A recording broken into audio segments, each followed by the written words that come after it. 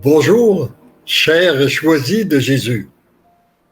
Aujourd'hui, j'aimerais que ce live soit fait réellement en union de cœur et d'esprit avec le cœur de Jésus.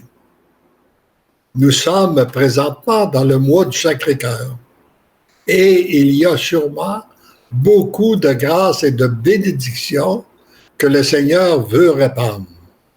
Ce cœur qui a tant aimé le monde, qui a donné sa vie pour l'humanité et qui souffre continuellement de voir que l'amour qu'il veut apporter dans les cœurs ne soit pas accueilli.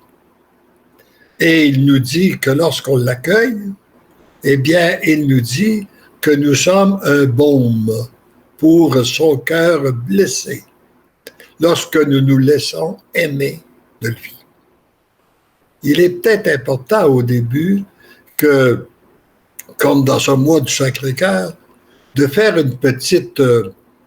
s'interroger. On peut s'interroger individuellement à savoir quelle est la relation que j'ai établie ou que j'ai cultivée avec le cœur de Jésus. Est-ce que c'est une relation d'alibi, comme on l'a vu dans les volumes, c'est-à-dire une relation à distance? Oui, je communique avec lui, il communique avec moi, mais nous sommes loin l'un de l'autre. Est-ce que c'est une relation d'alliage où nous sommes collés sur le cœur de Jésus et la communication se fait beaucoup plus rapidement, mais par contre, il y a moi, il y a ma volonté, puis il y a la sienne, et je tente d'accommoder ma volonté à la sienne. Et il y a la troisième relation, qui est la relation d'alliance, où mon cœur est fondu dans le cœur de Jésus. Et là, à ce moment-là, ce n'est plus moi qui parle, c'est Jésus qui parle en moi. Ce n'est plus moi qui pense, c'est Jésus qui pense en moi. Ce n'est plus moi qui aime, c'est Jésus. On peut continuer comme ça. Comme dit saint Paul, ce n'est plus moi qui vis, mais c'est le Christ qui vit en moi. Donc, il est important de s'interroger sur quel genre de relation nous avons et quel genre et qu'est-ce que nous avons cultivé. Qu'est-ce que j'ai cultivé, moi? Qu'est-ce que je cultive régulièrement dans ma relation avec Dieu? Nous sommes présentement dans une période de semences. Et nous savons, regardons ce que la nature nous enseigne, ce que nous récoltons, ce que nous semons. Si je fais un jardin et que je sème des carottes, je ne peux pas m'attendre d'avoir des choux. Si je sème des choux, je ne peux pas m'attendre d'avoir des carottes. Alors, je vais récolter ce que j'ai semé. Et moi, j'ai été marqué dans mon enfance sur cet enseignement-là que nous recevions avec beaucoup d'emphase. L'on nous disait, tu vas récolter dans la vie, tu vas récolter ce que tu auras semé. Regarde, par exemple, et tant que tu es jeune, c'est la période où tu te prépares. C'est la période de semence pour toi. Tu vas récolter par la suite ce que tu auras semé. J'ai observé que ça se produisait à l'âge que j'ai rendu, à 87 ans. Est-ce que c'est vrai que nous récoltons ce que nous semons?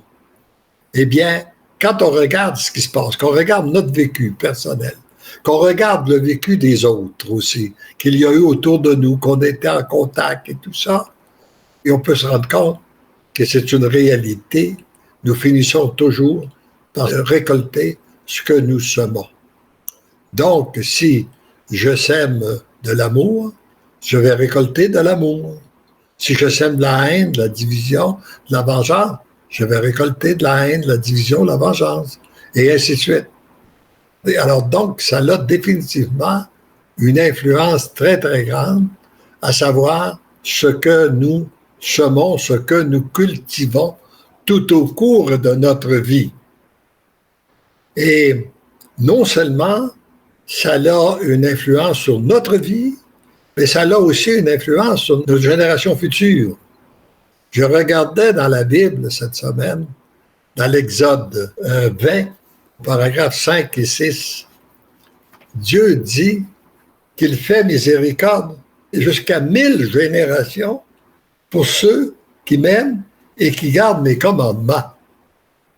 Alors, non seulement nous en sommes bénéficiaires, mais ça a une répercussion sur toutes nos générations à venir.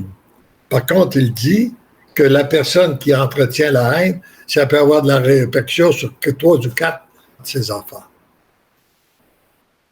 Et en partant de cette réflexion, j'en faisais une autre.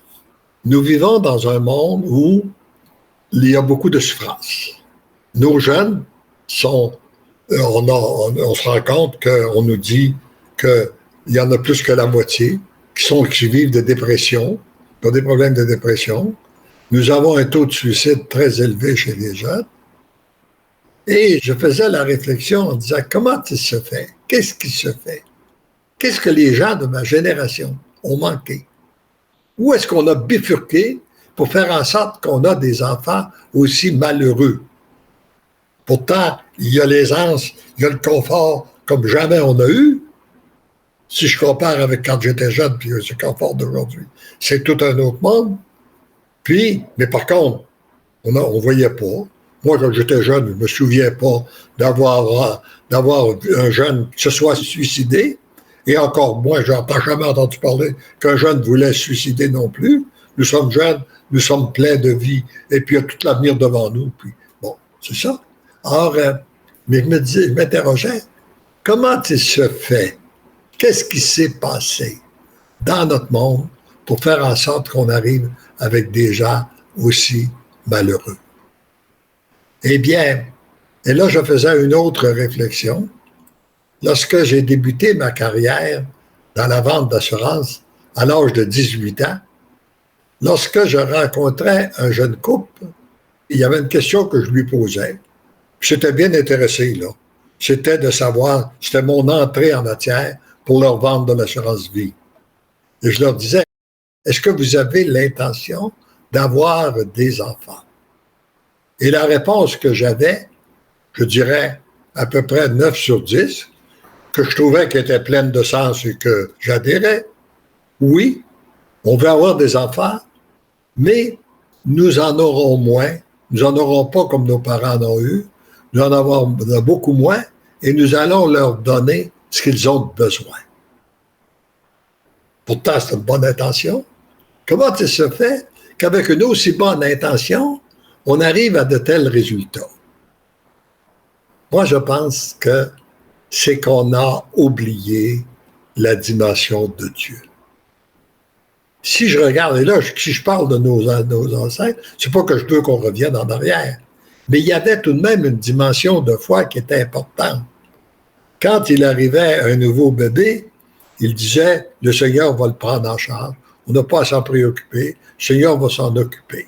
Hein? Il y en avait même qui disaient, le bébé, il apporte son lunch.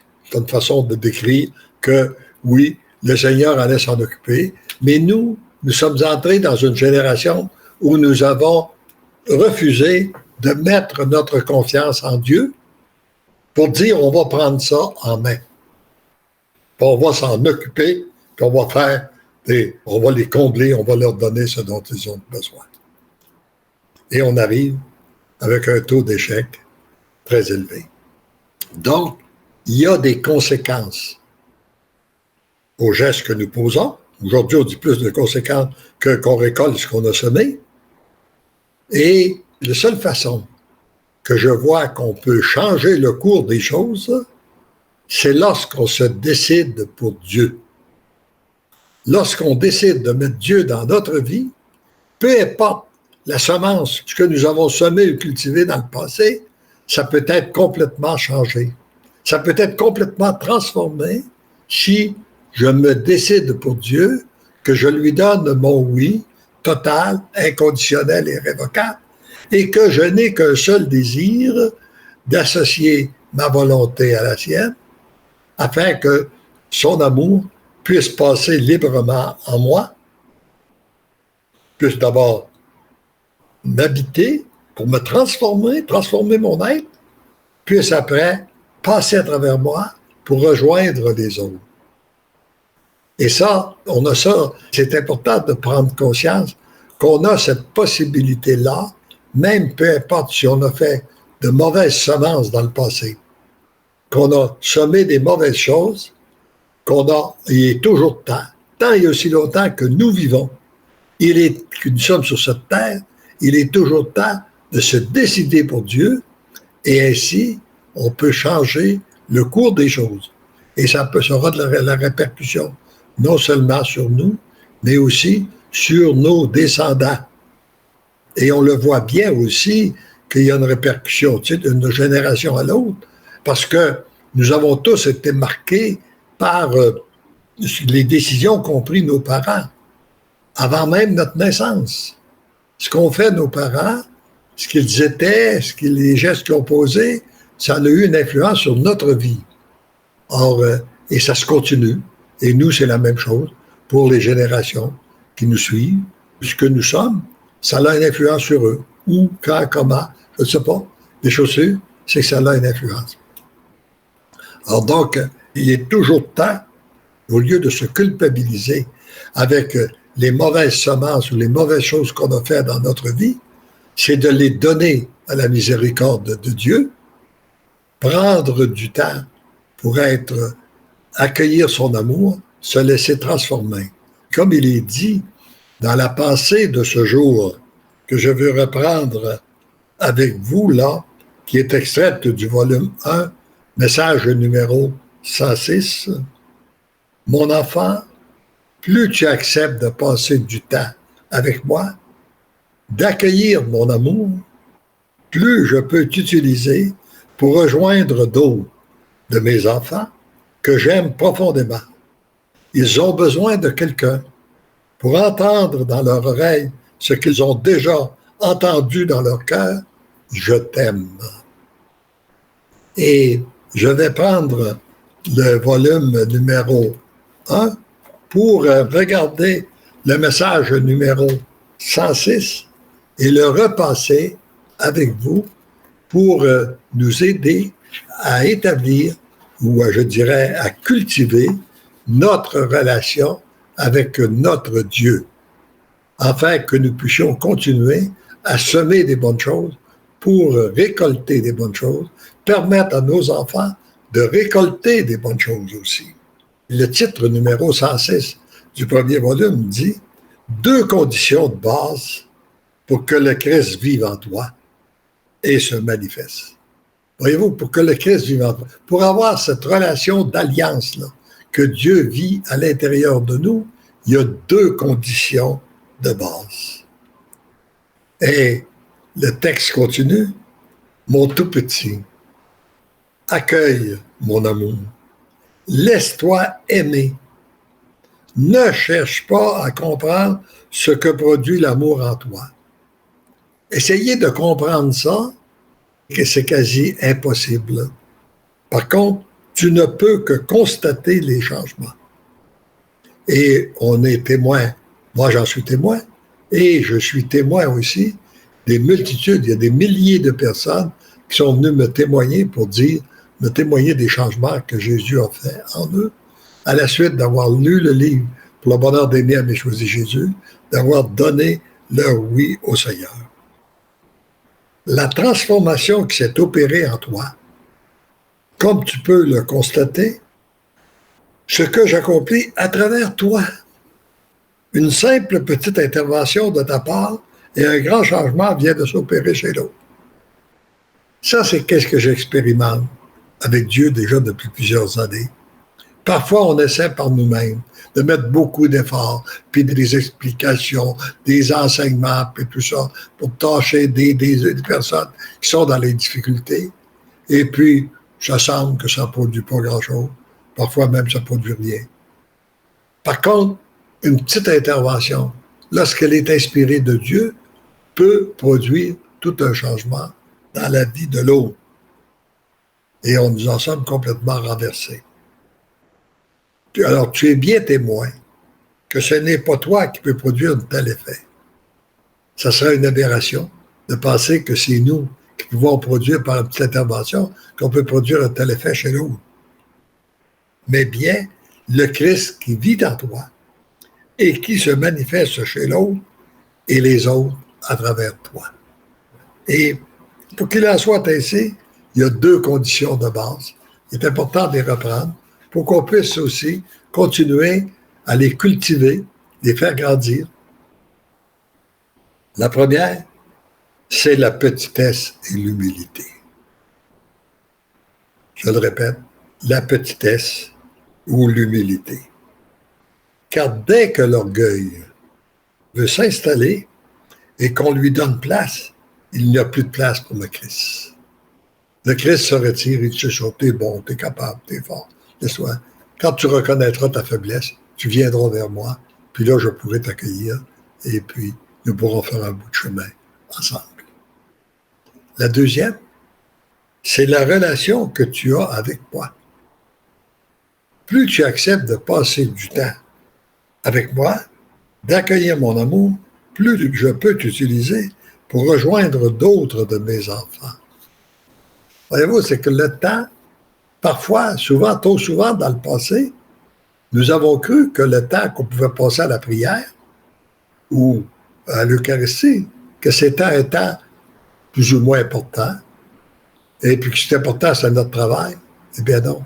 Ce qui est important, c'est le temps qu'on passe avec lui. Parce que c'est dans ce temps-là qu'il peut nous transformer. Et c'est après que ça produit des fruits.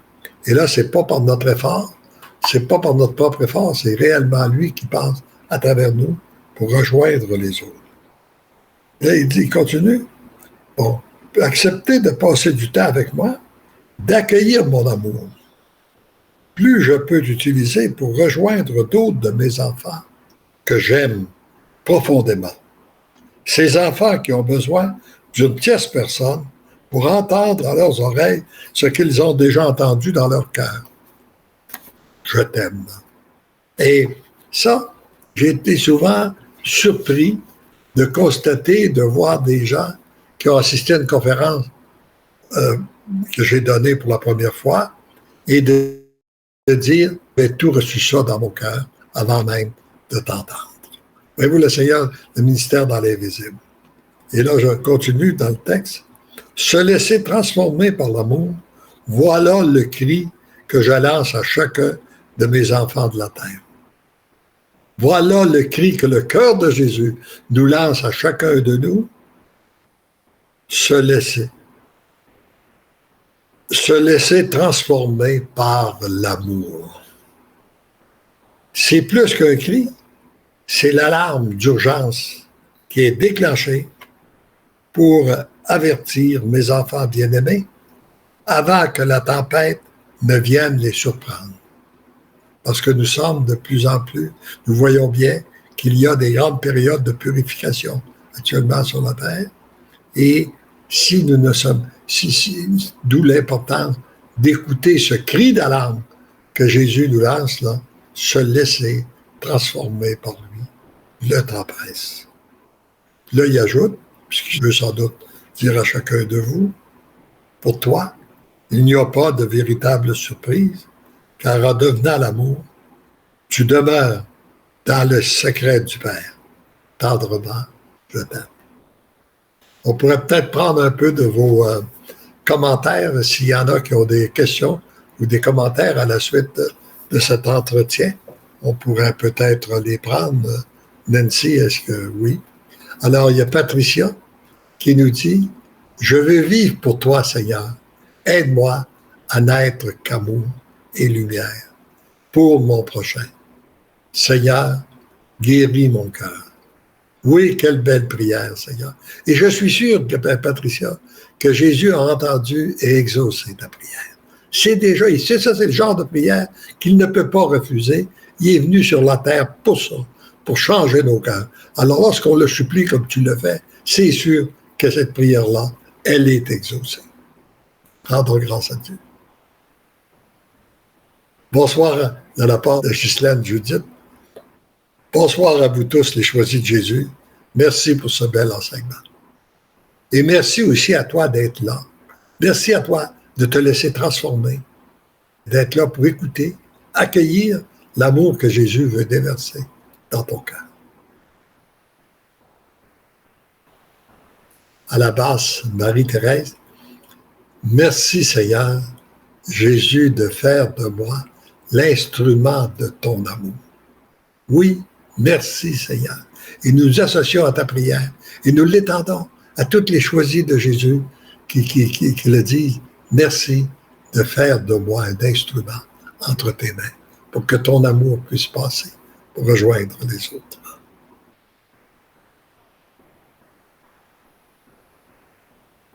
Pascal qui dit, Jésus, que mon âme, mon cœur s'ouvre à ton amour. Amen.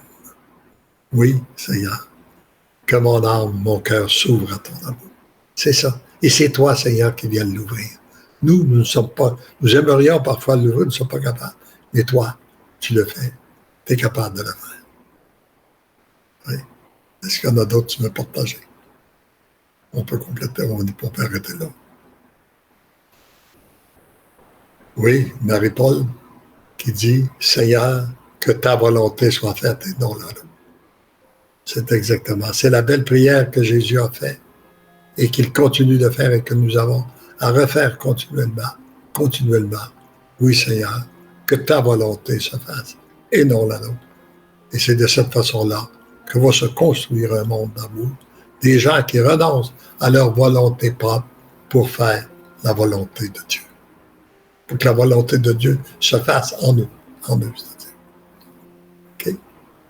Alors, et là, on peut terminer en disant, s'il y en a d'autres, on pourra les passer durant le chant. Alors, on va écouter un des chants des Choisis de Jésus. Je vous rappelle qu'il y en a 27. Il y a 3 albums de chants à l'heure actuelle que vous pouvez écouter, inspirés des textes des volumes. Et nous nous disons, avant de nous quitter, parce que l'amour nous aime, nous devenons l'amour. Parce que l'amour nous aime, nous devenons l'amour. Parce que l'amour nous aime, nous devenons l'amour. Et nous écoutons le chant.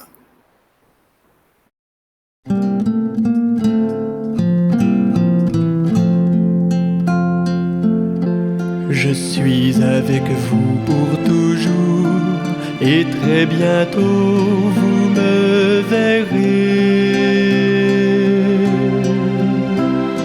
Je vous aime, mes amours. Jetez-vous dans les bras du Père, à chaque jour, à chaque jour.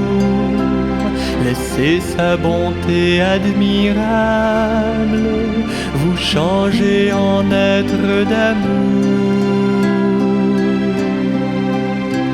Je suis avec vous pour toujours, et très bientôt vous me verrez. Je vous aime, mes amours, comme un grand vent de délivrance. Souffle l'amour, vous amenant dans la confiance jusqu'à l'entière liberté. Je suis avec vous pour toujours, et très bientôt vous me verrez. Je vous aime, mes amours. Le Père vous envoie ses anges. Ne craignez point, ne craignez point. Ma Sainte Mère vous recouvre de son salutaire manteau. Je suis avec vous pour toujours, et très bientôt vous me verrez. Je vous aime.